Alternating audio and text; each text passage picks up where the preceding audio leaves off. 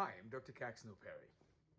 Gustav Le Bon said, "The masses have never thirsted after the truth." Today I'm going to share with you some of this misinformation that we've had with the onset of COVID-19.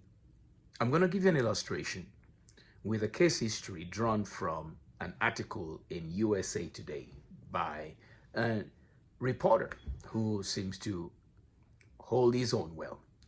But first, let's look at this brief summary of COVID-19 misinformation. As you can see from my slides here, I'm going to show you a few things. First is that Joseph Goebbels said, if you tell a lie big enough and keep repeating it, people will eventually come to believe it. Truth is the mortal enemy of the lie, and by extension, truth is the greatest enemy of the state. And this refers to an oppressive state. And ladies and gentlemen, you've seen this during this COVID-19 pandemic. And you're going to understand why is there so much energy expended. When you think about the Gospels of Jesus Christ and the gospel itself, the people that Jesus chose to carry out his gospel were not powerful, influential, rich men and women. You know why? Think about this. Truth does not require power for its carriage and for its perpetuity.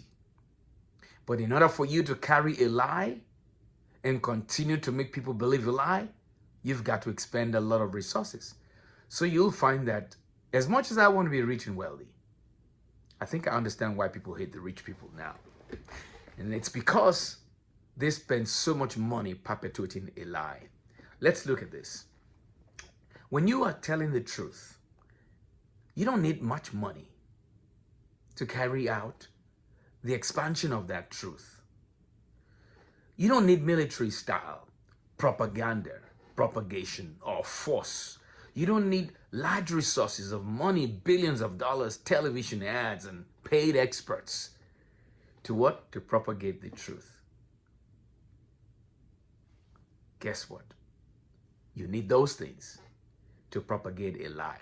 You need force, you need military style, propagandists, you need large amounts of money, buying television space and time, and you need a lot of energy. Guess what? When it's the truth, however, the only thing that you find people spending energy trying to suppress is the truth.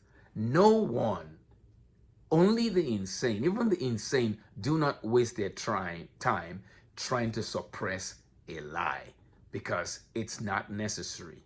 When you see anything being suppressed, therefore, ladies and gentlemen, I guarantee you it is the truth.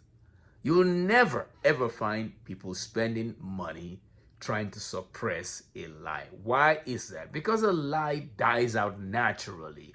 Leave people to their own thinking, critical reasoning capacity, and humanity as we are preset to understand lies versus truths. We will figure out that you're lying. In order for you to make us believe that your lie is the truth, however, you've got to do what is unnatural. You will not let that lie continue on its own, unpropagated. It has to be forced. It has to be demanded. It has to be military style enforcement down people's throats.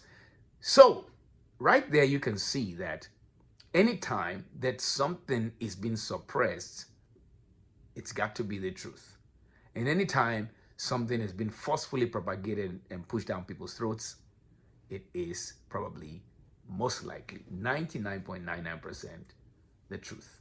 So with that, let's look at this. A lot of people have been talking about, for example, ivermectin, hydroxychloroquine, and a few other things that may be helpful for COVID-19 patients. And their accounts have been shut down. All kinds of things have been happening. What do you think that is? Just from the example I gave you. Now, let's look at this.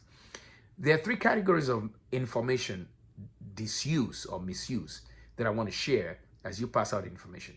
The first thing is wrong information. When someone has wrong information, think about it. You take a test, you get 93, 94% on that test. That means you missed, let's say 94%. You missed 6 marks. Out of 50 questions, you got 47 right. Does that then mean that those 3 questions you got wrong means you are a source of disinformation. Absolutely not. You got 94%. In fact, the average, you may have come first in the entire class. The average may have been 88 and you scored 94. But imagine that your professor comes up to you, you get a wrong answer on a test or 3 wrong answers on a test.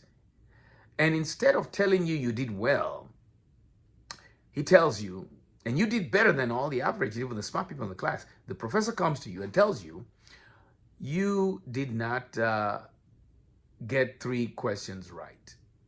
You didn't do as well as you could have. And you ask your professor, trusting his or her judgment, and say, do I need to retake the test?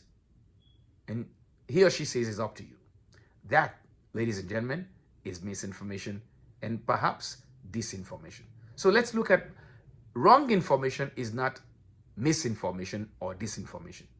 Misinformation, there are 2 sources. There is this orange source and the blue source. The blue source is the person that's providing the initial information. The information is not absolutely correct. It's partially correct, maybe 80, 90% correct. For example, we're going to look at the Pirbright Institute, which created viruses. Imagine someone thinks a lot of people around the world didn't even know up till 2020 that scientists can create viruses and modify those viruses genetically in a lab. So imagine you're hearing for the first time, you don't know the difference, and you say, Pirbright Institute made a coronavirus. By the time it gets to the next person, it may be Pirbright Institute made a coronavirus and a vaccine. Guess what? That person has the wrong information, but they're partially accurate. If you work with the Pirbright Institute, it's then your job to tell them, if you know what the Pirbright Institute does, it's then your job to tell that person, no, the Pirbright Institute does not make vaccines, but they made coronaviruses. So misinformation refers to partially accurate information that should be corrected by the person who knows it's not absolutely 100% correct, but that person refuses to correct you even though the information you have is almost 100% accurate. You just didn't get 1 or 2 things right. And for those 2 things or 3 that you don't get right, they now go about broadcasting that you have the wrong information through and through. Why do they do that? 2 words come up. Because they don't want to tell you the truth and they don't want to be transparent. So a lack of transparency and a lack of the desire to tell the truth are the main drivers of misinformation. But if you look at the arrow there shows that the blue person has provided information. The orange person is supposed to correct the information, but they don't want to because they don't want to be transparent or share the truth. So with that, that's misinformation. Partially accurate, but the main reason why there's misinformation is not because blue doesn't have enough information that's accurate. It's because orange refuses to correct and update and upgrade that information to where it really belongs in terms of transparency and truth. So therefore, that person in orange is the source of misinformation. Disinformation, however, you have partially accurate information coming from blue, but that information is now further misrepresented or even countered with a lie or a misleading set of information or data. Instead of transparency, instead of truth, guess what? If then that leads to harm for blue, that's disinformation. If it leads to profit for red, that's disinformation. If it leads to both, that's disinformation. And if the harm extends beyond blue to others, that is total disinformation, and it's wrong.